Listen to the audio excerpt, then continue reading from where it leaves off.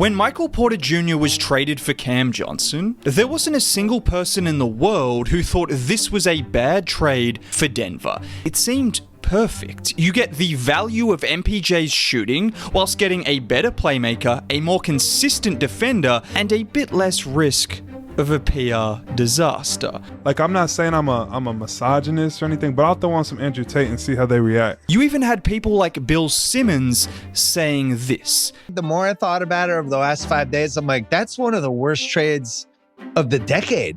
And you know what? I was one of those people who thought this was an incredible trade for Denver. And so far, the Nuggets have been doing just fine, but Michael Porter Jr. has proven a lot of people wrong. Because for people who said he couldn't stay healthy, he couldn't pass, he couldn't play without Jokic, well, we are 30 games into the season, and he is playing like an all-star. Because 26 points per game, 7.5 rebounds, and over 3 assists, yes, Mr. Never Swing the Rock Porter Jr. is even diming as well, and he's doing all of this while shooting nearly 50% from the field and over 40% from 3. I don't care who he plays for. What Michael Porter Jr. is doing right now deserves a lot of respect. And when I say I don't care who he plays for, these haven't exactly been empty numbers, because after a terrible start to the season, over the last 11 games, when MPJ has been on the floor, the Nets are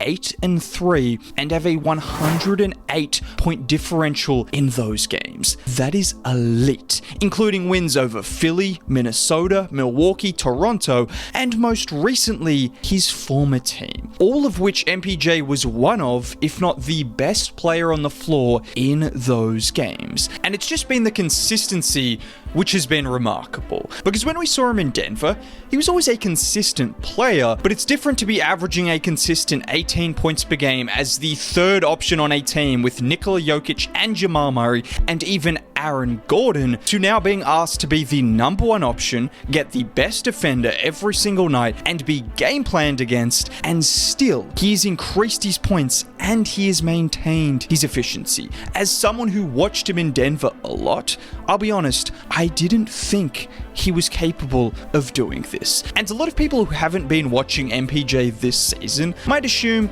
he's getting deeper in his bag. The handle, crossovers, the moves that we saw when he was in high school prior to his serious injuries, when he was getting compared to the likes of Kevin Durant.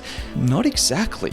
MPJ is just making tough shot after tough shot after tough shot, and somehow he just makes it look easy every single night. Just like in the recent win over Denver. Look at him here with Bruce Brown all over his back. He takes 2 dribbles and the big sidestep to the right, and whilst fading, that's just an absurd shot. That makes no sense for someone his size to be able to do. And then from the same game, you saw what he can do on just any regular play. Like here against Murray, where he gets the ball 20 feet from the basket. No need to jab or make a move.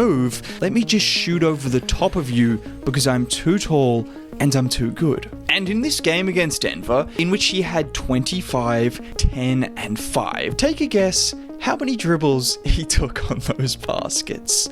6. He dribbled 6 times on those 8 buckets. And this is just what he's been doing all season long. Coming off screens, off pin downs, moving off the ball at an elite level, and just shooting over the top of people. Like I said, exactly what he did in Denver, but to do it on increased volume with increased defensive pressure, that's not something many people would be able to handle. And Jordi Fernandez had the vision from the start, because after the Nets signed MPJ, this is what Jordi said. I'm going to want him to be aggressive. I'm going to ask him to shoot the ball. I'm not going to ask him to dribble too much, but he can shoot over people. He can rebound. I'm excited to watch him in a different role. And you see what Jordi Fernandez is talking about. Not asking him to dribble too much, but just finding ways to get him even more shots and more opportunities than he had in Denver to show off his traits that are so special at his size. And whenever he gets the ball in a position to shoot, then it is a position in which he can score. And honestly, even if we just put aside the numbers, we could just talk about how remarkable it is that MPJ is even able to play let alone play at an all-star level. We all know he dropped in the draft because of injuries. Someone who was projected to be the first or second overall pick in the draft dropped all the way to 13 in the laps of Denver because of the question marks over his back. And it didn't stop there, because throughout his first 4 years in the league, MPJ only played 125 games, an average of 31 games a year. And people have carried that perception of MPJ throughout his career, but it couldn't be further from the truth, because over his last 2 seasons in Denver, MPJ barely missed any games, being one of the top 10 players in games started over the last 2 years, despite all of those injury problems that he deals with every single day. No, he has not got over his injuries, he's just found a way to work through them, because his injuries are so serious that he wears the same brace on his ankle that stroke survivors wear. He has had 3 back surgeries, he has nerve pain down his leg, it takes him an effort just to get out of bed in the morning, and now he is playing like an all-star. That alone deserves a ton of credit. And when I say this is the same version of MPJ in an elevated role, there's a lot of similarities with how he's scoring. But if you know anything about Michael Porter Jr., you have seen these stories, the legend that is Michael Porter Jr.'s passing or lack of passing. Are you aware of the never swing the rock memes about you?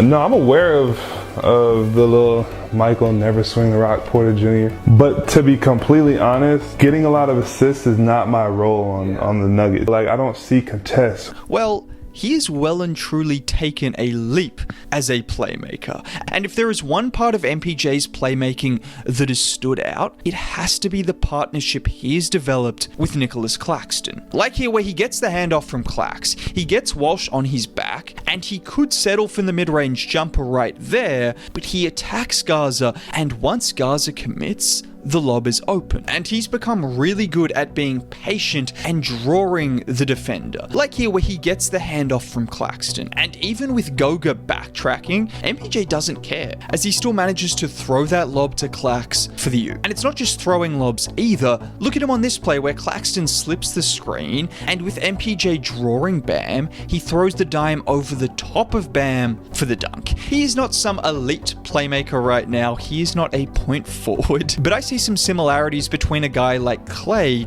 in a lot of ways. Guys who are not going to dribble the ball very much, but can shoot from anywhere on the floor once that ball touches their hands. Guys who have the gravity to draw defenders and then make plays as a passer as well. You're not expecting them to put the ball on the floor and work like a point guard, but their shooting opens up the floor for so many possibilities. And the lobs he's been throwing tie into another part of his game that has been great this season, the mid-range shooting. Because as you can see from the clips, this is all predicated on the big man respecting him as a shooter, not just from the three-point line, but from within the arc. If they can just hang back and allow him to shoot, then all of a sudden that lob isn't as open. And it's why being a 3-level scorer like MPJ is so important. Because if teams run you off the three-point line, which is pretty impossible to do when you're 7 foot and can shoot over anyone, but if it does happen, he has the options as a scorer or a playmaker.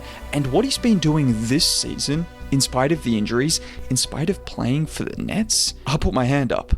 I was wrong about Michael Porter Jr. He's that guy.